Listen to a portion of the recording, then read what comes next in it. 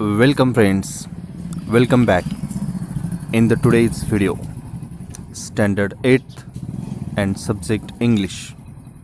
Friends, today we are going to discuss on the poem 3.1 Why and activities English workshop. So pay attention and open your English textbook. Okay, we have started to discuss Unit 3 in Standard 8, 3.1 Why, about the poem Why. And before that video, we have studied the warming up session, and in the last video, we have explained the poem Why, 3.1.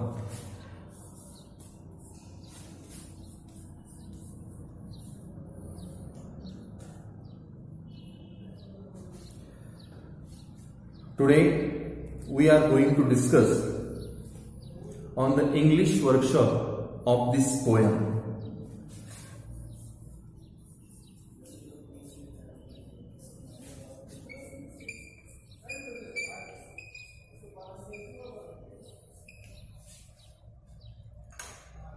Friends, going to discuss on the English workshop. We should read out this poem once again. Friends, open page number 56. Today we are going to discuss on page number 56, 57 and 58. मित्रांनो, तुम्ही तुमची इयत्ता 8वीची इंग्रजी पुस्तक सोबतच घेऊन थांबायचं. पान नंबर 56, 57 आणि 58 या 3 पानावरती आपण आज चर्चा करणार आहोत. Okay, page number 57 English workshop, activity number 1. Read the poem, discuss and complete the following blanks with proper action words, that is words. काय सांगितलंय बघा आपल्याला या ऍक्टिव्हिटी मध्ये? Read the poem, discuss and complete. कविता वाचायची, चर्चा करायची and complete the following blanks with proper action words. Proper action word, action word means verb. Action word means verb. आपणाला योग्य ती क्रियापद भरून हे रिकाम्या जागा पूर्ण करायचे. पान नंबर 57 बघा पुन्हा एकदा. रीड द पोएम, आपण कविता वाचूया. Pay attention on page number 56. I know a curious little boy who is always asking why this, why that, why then, why now, why not, why, by and by. He wants to know why wood should swim, why reed and marble sing, why stars should shine and wind should blow, and why we eat and drink. He wants to know what makes the clouds and why they cross the sky, why sings the sun behind the hill and why the flowers die. He wants to know why wind should come from out the bellows nose, why popguns should go pop and why the ocean ebbs and floats. He wants to know why fish have gills and why boys cannot fly. He comes from the kettle spout, why steam comes from the kettle spout and rain falls from the sky. He wants to know why coal should burn and not a bit of stone. He seeds get in the apple core and marrows in the bowl. Page number 57. He wants to know why I should melt, why spiders eat the flies, why bees should sting and why the yeast should make the dough to rise. Some of his tales, some of his whys are not too hard to answer if you try, but other no one ever yet has found the reason why. ही अशी कविता आहे. आपण या अगोदरही चर्चा केलेली आहे की कवीने या कवितेमध्ये एका निरागस लहान या मुलाच्या मनामध्ये निर्माण होणाऱ्या प्रश्नांची चर्चा या कवितेमध्ये केलेली आहे. वर्कशॉपमध्ये पहिला प्रश्न आपण अभ्यासतोय, चर्चा करतोय. Read the poem, discuss and complete the following blanks with proper action word. There are 2 activities, just have solve.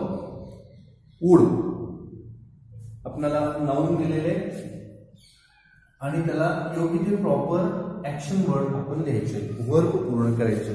Just example, wood swim. Okay, लाकूड तरंगतं, पाण्यामध्ये तरंगतं. Wood swim. मार्बल्स, काय सांगितलंय मार्बल्स? मार्बल्स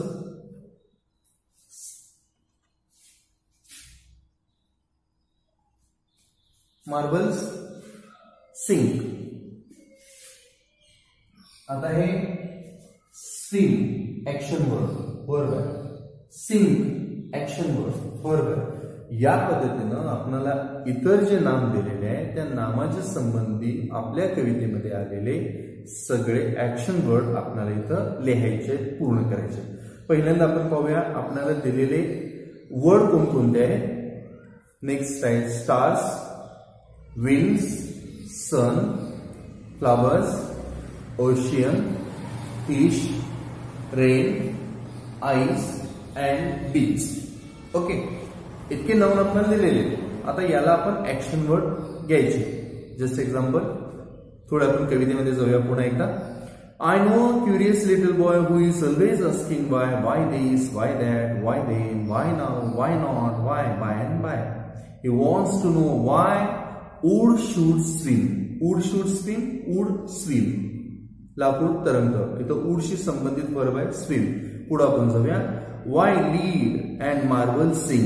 नेक्स्ट आपण एक्झाम्पल आपण पाहिलेलं आहे की मार्बल्स सिंग. आता यानंतरचं पुढचं आपलं उदाहरण आहे ते stars. why stars should shine. stars shine. Okay, stars, या स्टार्सला कोणता शब्द येणार आहे? वर्ब शाईन, समर्थन. या पद्धतीनं आपण कविता वाचून प्रत्येक ओळीत ह्या प्रश्नांची उत्तरे शोधायचे. Star shine. पुढचा आहे विंड्स ब्लो. या पद्धतीनं आपण ही उत्तरे शोधायचे. तुम्ही कवितेत पुढे शोधत गेला तर तुम्हाला ते सापडू शकतं. Winds blow, sun sings, sings behind the hill, त्यातलं sun sings. Flowers die, ocean ebbs and floats. दोन्ही आहे ना. Fish have gills. Rain falls, ice melts and bees sting. इतके हे action words that is verbs are related to the given nouns. Okay, पुन्हा एकदा आपण सर्व words and their action word पाहूया. Wood swim, marbles sing, stars shine, winds blow, sun sings, flowers die, ocean ebbs, ocean flows. दोन्ही आहे ना. Fish have gills, rain falls, ice melts, bees sting. Okay, next activity. Discuss in pairs and write the rhyming pairs of words from the poem. Next question आहे की कविता वाचा आणि rhyming words आपल्याला इथे लिहायचे, रायमिंग वर्ड्स पूर्ण करायचे. Okay, rhyming words यमक जोडणारे शब्द. शक्यतो आपण कवितेच्या शेवटचे शब्द आपण घेणार आणि ते यमक जुळत असेल अशा शब्दांची आपण जोडी बनवणार आहे. रायमिंग वर्ड्स बघा, तुमच्या गटात चर्चा करायची आणि हे रायमिंग वर्ड शोधायचे. फॉर एक्झाम्पल, पहिल्या ओळीत बघा बॉय शब्द आहे, सेकंड लाईन वाय शब्द आहे, थर्ड लाईन नाव आहे, fourth line by and by. आता यामध्ये आपल्याला रायमिंग पेअर्स मिळते वाय आणि by and bye.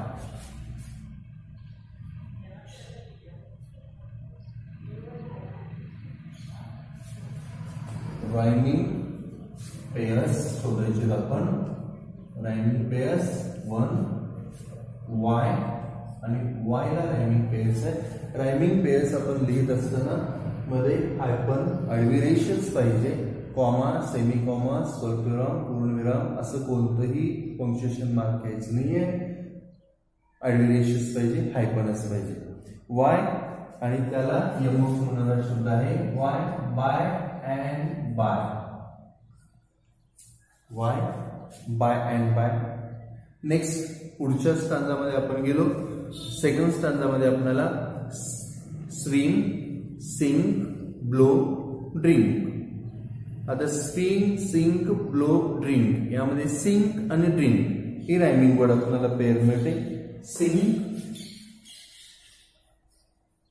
And drink अशा पद्धतीने रायमिंग वर्डची आपण या ठिकाणी मांडणी करायचे. Sink, drink. Next sky, die, nose, close. त्यानंतर पुढच्या स्टांजामध्ये fly, sky, stone, bone. Page number 57 वरती फ्लाईज, राईज आणि ट्राय, वाय. तुम्हाला लक्षात आलं असेल की प्रत्येक स्टांजातील second line and fourth line, काय बोललो मी, second line and fourth line, दुसरी ओळ आणि चौथ्या ओळीचा शेवटचा शब्द हा रायमिंग वर्ड होतो. Okay. Next question. Question number 3. Why this. Pay attention. पुस्तकात बघा तुमच्या पान नंबर 57. प्रश्न तिसरा. Why this, why that, why then, why now, why not, why, by and by. In these two lines, the word why is repeated, so it is the figure of speech called repetition.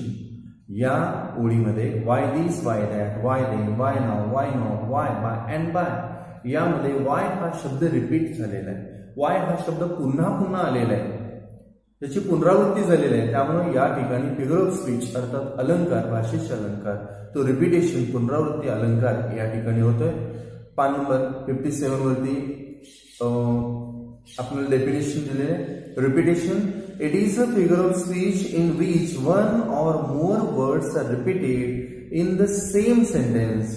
Example, sun sun, it gives me a great joy. या repetition अलंकारमध्ये, repetition figure of speech मध्ये एक शब्द त्याच वेळेमध्ये पुन्हा पुन्हा जर येत असेल तर त्या ठिकाणी पुनरावृत्ती हा अलंकार होतोय.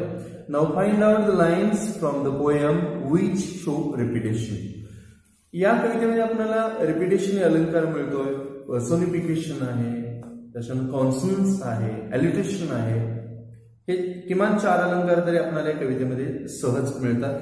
इथे दिलेलं रिपीटेशन शोधा म्हणून सांगितले. Now find out the lines from the poem which show repetition.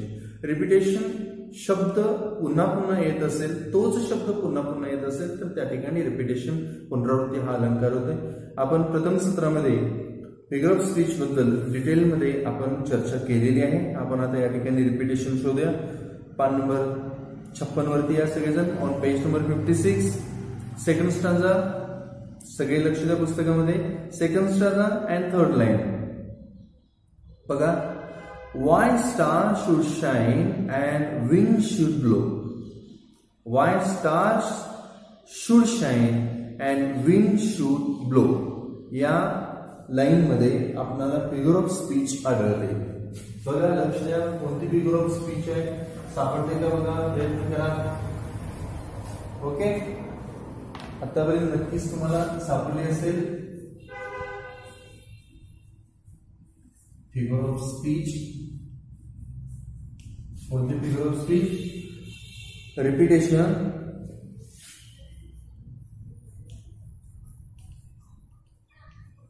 पुनरावृत्ती अलंकार. ती ओळ मी ब्लॅकबोर्ड वरती पॉइंट आउट करतोय. Why star should shine. बघा line. Why stars should shine. Why stars should shine and wind should blow.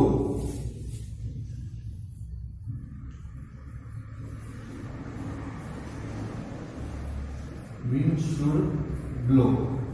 आता या लाईन मध्ये आपल्याला पुनरावृत्ती केलेला पुन्हा पुन्हा आलेला असा एक शब्द आपल्याला आढळतो. कोणता बघा? why star should and wind should. should and should एका सेम लाईन मध्ये हे should दोन वर्ड एकच वर्ड रिपीट झाला म्हणून या ठिकाणी रिपीटेशन अलंकार. आता पुढचं आपण बघूया. याचं एक्सप्लेनेशन देताना आपण असंही म्हणू शकतो, in the same line the should word has repeated for a poetic effect. Poetic effect साधण्यासाठी should हा शब्द रिपीट झालाय म्हणून या ठिकाणी रिपीटेशन हा अलंकार आहे. पुन्हा तुम्ही स्टांजा नंबर 3 यामध्ये तुम्हाला एक रिपीटेशन सापडतं बघा. ओळ तुम्हाला मिळते का? तिसरी ओळ line number 3 stanza number 3. why sings the sun behind the hill. why sings the sun behind the hill यामध्ये द हा वर्ड रिपीट झालेला आहे. In the next stanza fourth stanza same third line. Second stanza मध्ये third line repetition आहे. Third stanza मध्ये third line repetition आहे. Fourth stanza मध्ये third line repetition आहे. दुसऱ्या तिसऱ्या चौथ्या स्टांजा मध्ये तिसरीच ओळ ही रिपीटेशन साधलेली आहे. Why popgun should go pop and why the ocean ebbs and flows. Why popgun should go pop and why ocean should ebbs and flows. या ठिकाणी वाय हा शब्द रिपीट झालाय, त्याचबरोबर अँड हाही शब्द रिपीट झाला. एका वेळेला दोन वर्ड रिपीट झाले, वाय अँड अँड. अशा पद्धतीनं तुम्ही रिपीटेशनचे आणखीन उदाहरणं शोधू शकता. नाव पेज नंबर 58 पान नंबर 58 वरती आपण येऊया. Complete the wave diagram. Page number 56 complete the wave diagram. आपल्याला वेव डायग्राम पूर्ण करायचे आहे. काय बघा wave diagram. The little boy wants to know. काय काय जाणून घ्यायचंय त्याला?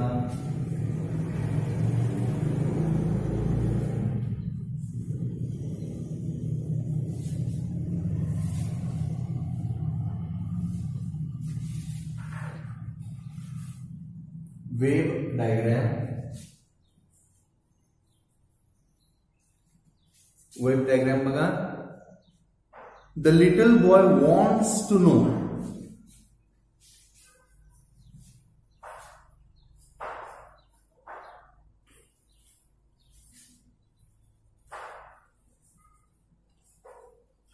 The little boy wants to know या लहान मुलाला जाणून घ्यायचे. कोणकोणत्या गोष्टी जाणून घ्यायच्या आहेत? The little boy wants to know why आणि पुढे दिलेले आहे why and dot dot dot dot. The little boy wants to know why.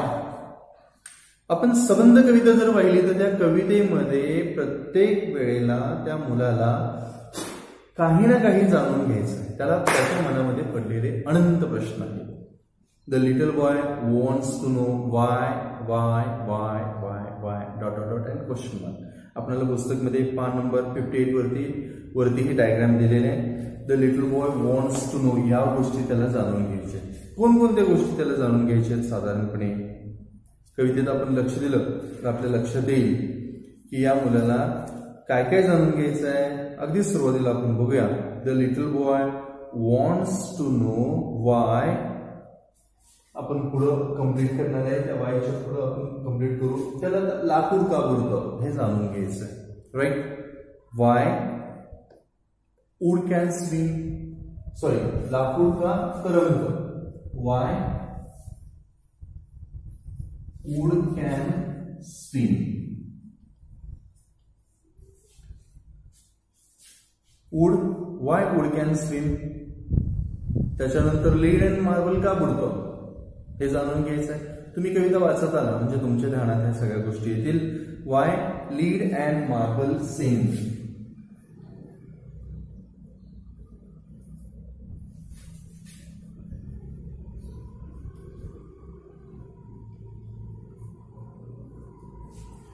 Y lead and marble Singh.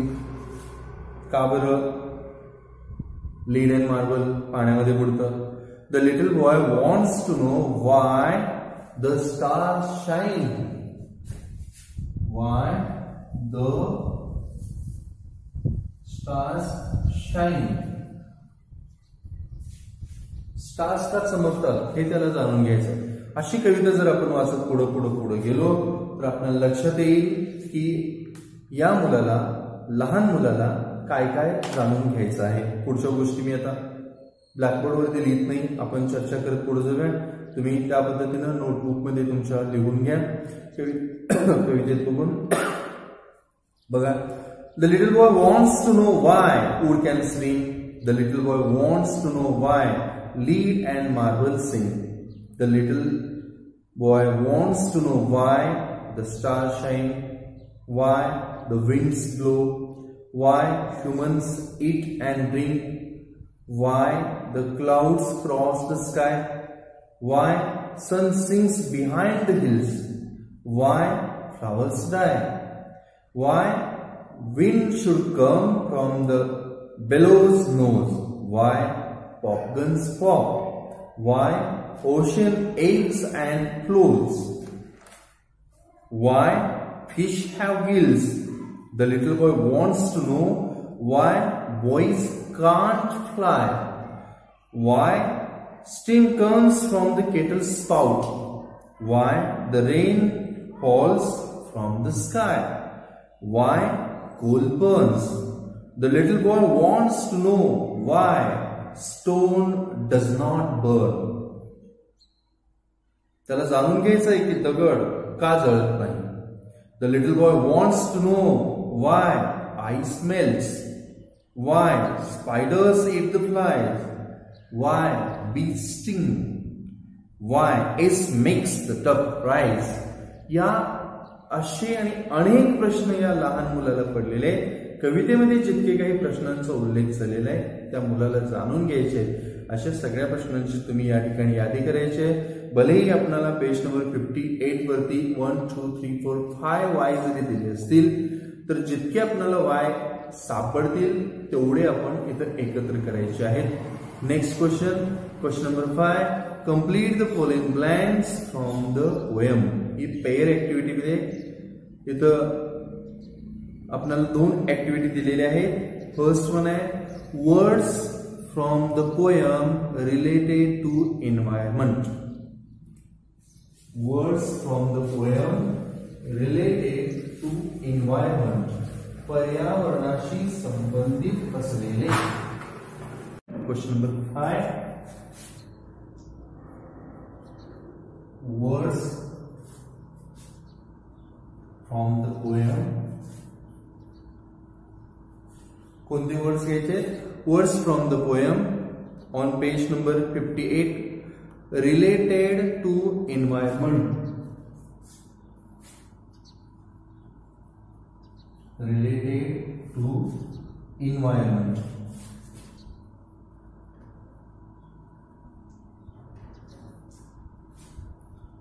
अशी संबंधित आलेले शब्द आपल्याला या ठिकाणी एकत्रित करायचे.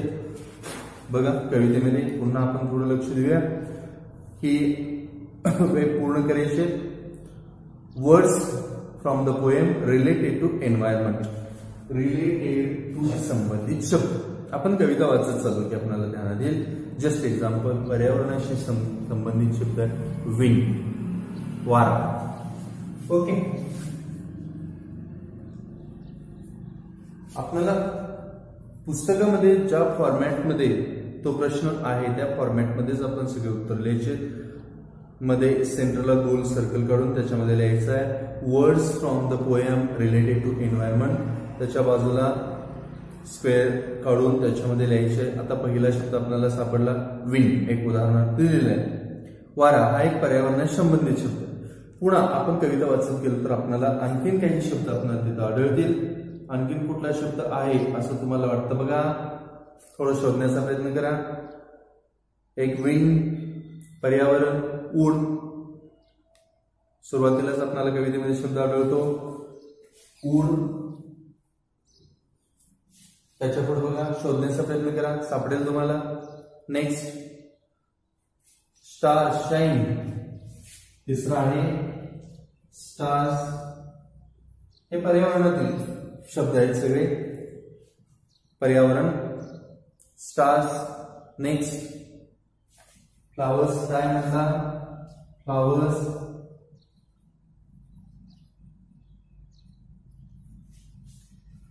त्याच्यानंतर पुढे बघा कवितेमध्ये पुढच्या स्टांजात तुम्ही आला की तुम्हाला सापडेल क्लाउड्स आहे, त्याच्या पुढे हिल्स आहे.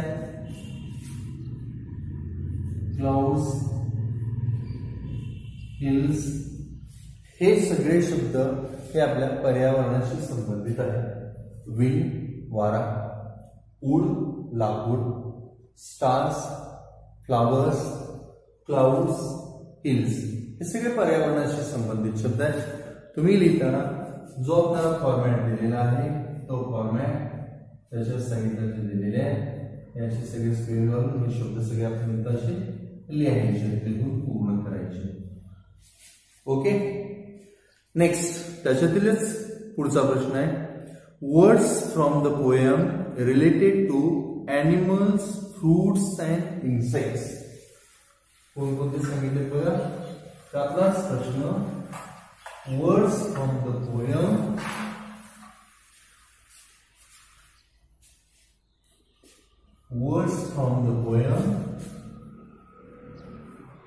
रिलेटेड टू संबंधित.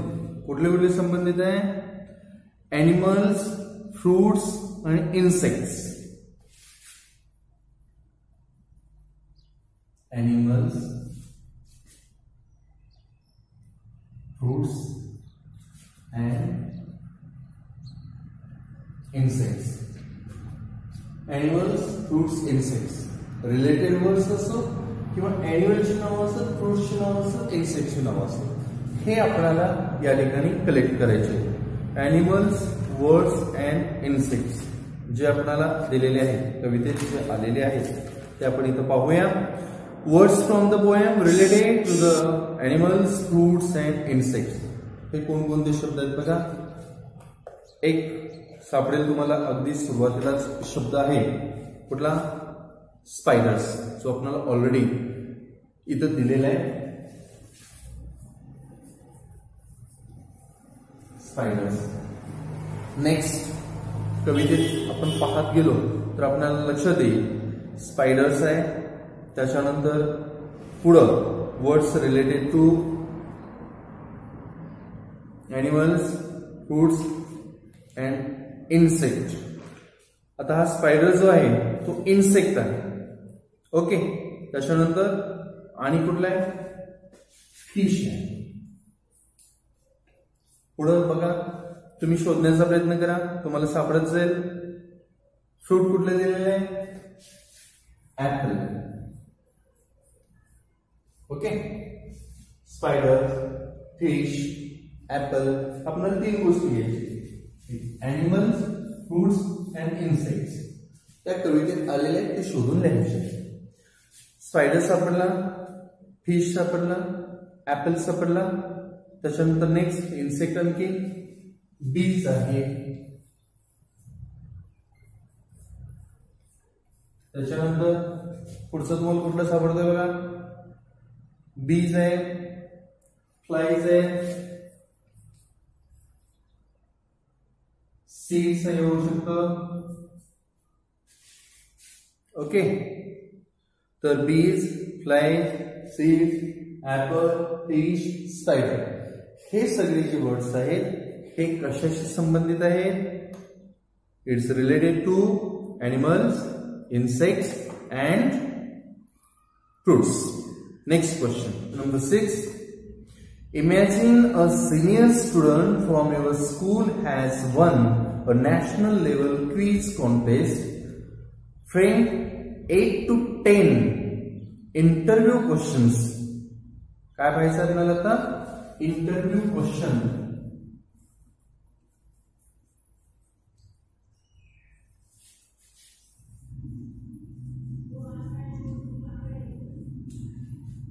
Frame 8 to 10 interview questions that you would ask when you interview him or her at the school assembly about the achievement.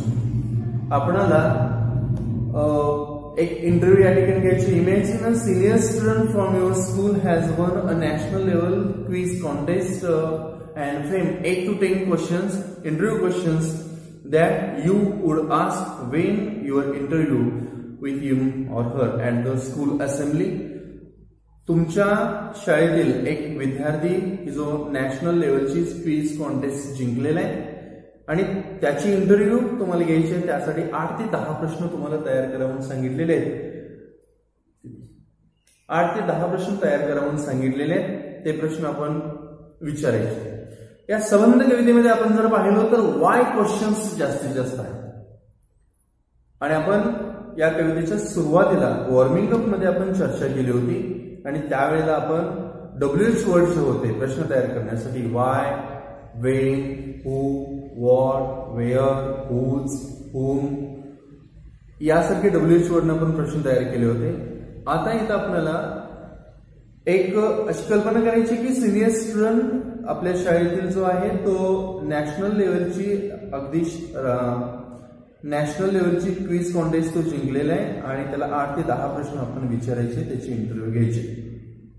Just एक मॉडेल मी तुमच्या पुढे बोलतो, त्या पद्धतीने तुम्ही हेच प्रश्न पाहिजेत असं काही नाहीये. त्यापेक्षा वेगळेही प्रश्न तुम्ही तुमच्या मनात येतील ते तुम्ही तिथे लिहू शकता. आपण त्याच्याशी बोलत असताना सुरुवात करून hello, hi, how are you, good morning या पद्धतीने आपण सुरुवात करायची. जसे की आपण गुड मॉर्निंग असं म्हणूया. Good morning. तुम्ही मुलींचं नाव किंवा मुलाचं नाव कोणाचंही तिथे घेऊन तुमच्या मित्राचं नाव तुम्ही तिथे घेऊ शकता. Just example good morning Radhika मी असं म्हटलं तर तुम्ही तुमच्या मित्राचा जो असेल त्याचं तुम्ही नाव घेऊन पुढे लिहू शकता. Good morning Radhika.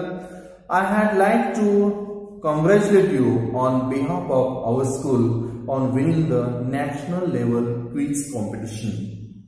You have done the school proud by winning a national level competition. I had like to ask you a few questions about your brilliant achievement. तुझी जी ब्रिलियंट अचिव्हमेंट आहे राष्ट्रीय लेवलला नॅशनल लेवलला क्विज कॉम्पिटिशन जिंकले त्याबद्दल मला थोडी कुतूहलानं तुला प्रश्न विचारायचे वाटतात ते विचारतो. पहिला प्रश्न, how do you feel after winning the competition. आपण फक्त प्रश्नांची चर्चा करायची, ते इंटरव्ह्यू पूर्ण आपण लिहायची नाहीये कारण आपली ऍक्टिव्हिटी आहे फ्रेम 8 to 10 इंटरव्ह्यू क्वेश्चन. 8 ते 10 इंटरव्ह्यू क्वेश्चन फक्त तयार करायचे. त्या क्वेश्चनचे आन्सर इमॅजिन करून लिहायचे नाहीये. त्यामुळे 8 ते 10 आपण आता प्रश्न फक्त लिहूया. How did you feel after winning the competition. की कॉम्पिटिशन जिंकल्यानंतर तुला कसं वाटतं. Were you certain that you would win. तुला अशी खात्री होती का की तू जिंकणारच असं. How did you prepare for the competition. या स्पर्धेची तयारी तू कशी केलीस. What got you interested in quizzes. Next question, how has this hobby of yours affected your personality. Do you plan on taking your hobby further and making a career out of it. यातच पुढे तू career करण्याचा असा तुझा विचार आहे का, तो छंद जोपासून. What other games or mind sports interested you. You have been participating in quiz competition since you were 7 years old. How many competitions have you won so far. अगदी 7 वर्षाचा तो असल्यापासून या कॉम्पिटिशन मध्ये भाग घेतो. आतापर्यंत किती स्पर्धा जिंकलेल्या आहेत. How do you deal with the situation when you lose a competition. And last question तुम्ही असं विचारू शकता, how would you encourage your juniors to participate in mind sport events like quiz, chess, debate, etc. हे जे mind event आहेत यामध्ये तुम्ही तुमच्या ज्युनियरला भाग घेण्यासाठी कसं प्रोत्साहित करा. And the last question, that is the word chain. Complete the word chain. आपल्याला word chain पूर्ण करायचे. For example, word chain eat. word chain मध्ये दिलेल्या शब्दातील लास्ट वर्ड जो आहे तो लास्ट वर्डचं लास्ट लेटर जे आहे त्या लास्ट लेटर वरून नवीन शब्द तयार करणे हा प्रश्न या ठिकाणी. eat, T for tiger, R for run, N for nose, E for is. अशा पद्धतीने आपल्याला वर्ड चेन तयार करायचे. पुढचा शब्द आपल्याला दिलेला आहे तो sky. Y ant, K king, G girl, L lamb, P pose, T top. आपण असे पुढे वाढवू शकतो. Next cloud, D duck, K kettle, E energy, Y air, D doll. अशा पद्धतीनं आपण हे पुढचे वर्ड चेन तयार करू शकतो. नेक्स्ट दिलेली बघा वर्ड चेन आपला पुढचा शब्द आहे विंड. विंड वरून drum, moon, and night. Next star, R rock, K knowledge, E engine, Y. Next आपल्याला पुस्तकामध्ये लिहिलेले वाय. वाय वरून ईस्ट, टी वरून टॉवर, आर वरून रोज, ई एनर्जी. या पद्धतीने आपण शब्द तयार करू शकतो. या ठिकाणी एक गोष्ट आपण लक्षात घेऊया, ही जी आपण वर्ड या ठिकाणी केलेली आहे, it is the common words.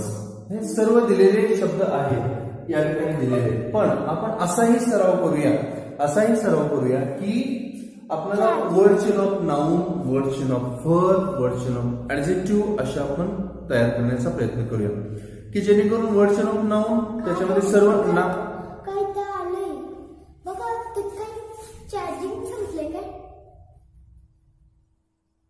हा ते दाबायचं. Word chain of noun, adjective, word chain of adverb. या पद्धतीनं आपण या वर्ड चेन तयार करण्याचा प्रयत्न करूया. अगदी त्याच पद्धतीनं आपण मार्जिन क्वेश्चनची सुद्धा या ठिकाणी चर्चा करायची आहे.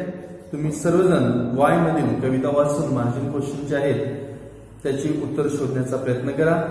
Okay, in this way students, friends, we have studied about the English workshop of the poem why, and all of you write down all the answers of the each and every activity in your notebook and try to read again and again poem and try to understand all the questions. Okay, thank you very much for watching this video.